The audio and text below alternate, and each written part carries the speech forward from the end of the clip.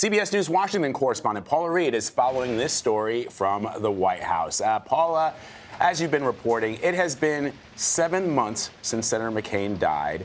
The president already went after the late senator over the weekend on Twitter. Why choose to continue these attacks despite backlash from his own party? The senator cannot defend himself. He is no longer here to do so. He is a war hero. Disagree or agree with his policies, let him rest in peace. What is the White House saying? Well, let's look at yesterday's speech. It seems an odd choice to attack a decorated war hero at a military plant, or at a plant that makes military tanks. If you watch that audience, they're very excited. They're a patriotic group, many veterans among the crowd. They were thrilled to see the president, but then when he sort of dove into these petty grievances, the crowd just fell silent. But what I have seen in covering the president's campaign rallies is that he loves to get the crowd going with the sort of promises made, promises kept. He likes to tick off all of his accomplishments. And as he sets out on the grueling 2020 campaign trail, he's going to have a big outstanding promise, and that is repealing Obamacare. So yesterday you saw among his deepest grievances against Senator McCain is the fact that he voted against his signature Trump campaign promise to repeal Obamacare. So you see him trying to convince voters, or at least the people before him at that moment, that the reason he couldn't deliver on his promise for better health care was because of John McCain. And you hear that repeated again and again. So if you want to get bipartisan agreement on anything, criticize John McCain. Both Democrats and Republicans are sort of outraged by this, expressing their outrage in sort of a variety of ways. And it was the some more intense than others, right? It was the skinny repeal. Well, the problem with it, of course, is that it was repeal and not repeal and replace, correct, right? But that's a whole other thing, right? But the idea is that both Democrats and Republicans are appalled by this. Is there not anyone in the White House, Paula, that has the president's ear that can tell him to just simmer down a little bit? No. There is not. The president has been doing this for years.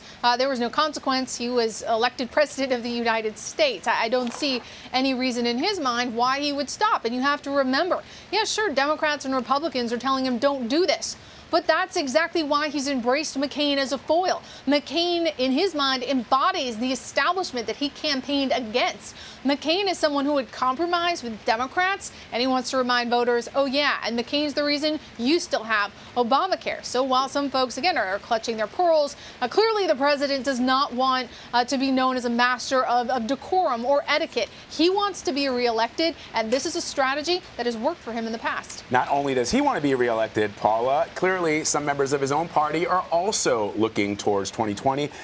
Some Republicans have criticized the idea of President Trump making these statements, these derogatory statements about Senator McCain without mentioning the president by name. Right. They'll say, they'll come out with statements supporting John McCain. They'll come out with statements cherishing the memory of John McCain and the long years of friendship that they had with John McCain without ever specifically mentioning that it is the president of the United States who's getting into these petty grievances about not getting a thank you for a funeral that he granted to Senator McCain. That was paid for by us.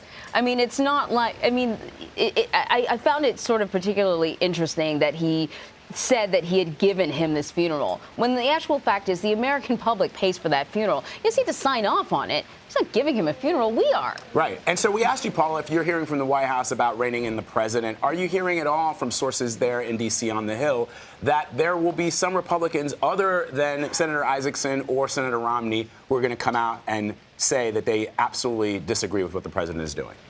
Well, let's be clear on one point, that yes, taxpayers did help fund that memorial service. The president had to sign off on it, but he was conspicuously not invited. And the president is nothing if not a scorekeeper. Now, going forward, looking to the 2020 campaign, Democrats, Republicans, everyone's talking about Senator John McCain, just for different reasons. As you noted, Republican candidates are nervous. They don't want to sort of join in this chorus of disparaging a war hero, someone who really, to many people, embodies a patriotism and sacrifice for their country. But they also don't want to get on the wrong side of the president because they're going to need him to campaign. So they're walking this sort of delicate tightrope. But Democrats are also embracing John McCain. They are using him as a foil to the president. They're like, hey, this is a guy, he compromised, he got things done. He was a patriot, unlike the guy who's currently in the White House. But again, I think the president is fine using him as a foil because he looks at his base. And again, he says, yeah, he was a guy who was willing to compromise the Democrats. I'm not. I'm going to help fight for you against this establishment that the Democrats, some of these Republicans, and John McCain all embodied. So listen, before we let you go, we got to ask you about the Mueller report. The president said he's looking forward to the release of the Mueller report. I want to play a little bit of sound there. Let it come out. Let people see it. That's up to the Attorney General. We have a very good Attorney General. He's a very highly respected man. And we'll see what happens. With all of that being said, I look forward to seeing the report. Okay, so what do you make of this? We heard witch hunt over and over and over again. Now he's looking forward to seeing the report, but he does what he often does. Is there's always a little caveat often, and it has to do with the Attorney General. That's right.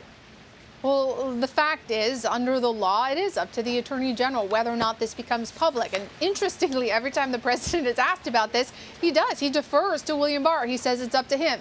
And that's true. But William Barr was largely selected because the president is confident that he is not going to release the entire report publicly. So the president will likely be able to use what little is released to vindicate himself and continue to undermine the legitimacy of not only this investigation, but other investigations. And you heard the president continue to try to undermine Mueller. One thing he said that I thought was quite notable is he said, somebody comes in, does a report out of nowhere. Tell me how that makes sense.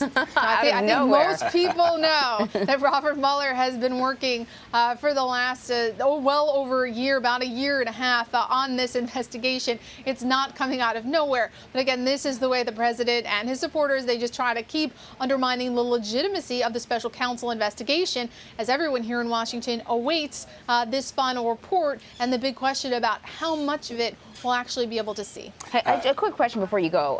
Paula, could the president override the Attorney General's decision on the report? Just out of curiosity.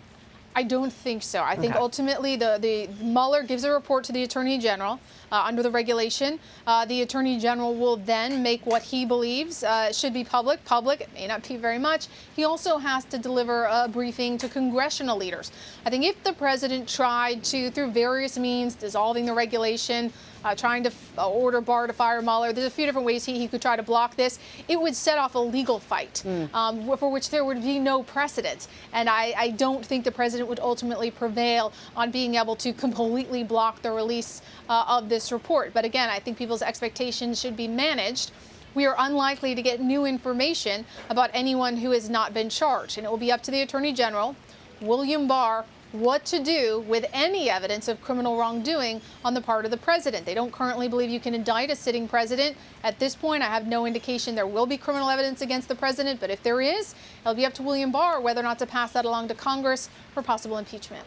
All right, Paula, there was something else with that president yesterday, too. The president approaching the press with the words, no collusion, no collusion, no collusion, instead of greeting them. But, well, that's another discussion for another day. Paula, as always, we thank you.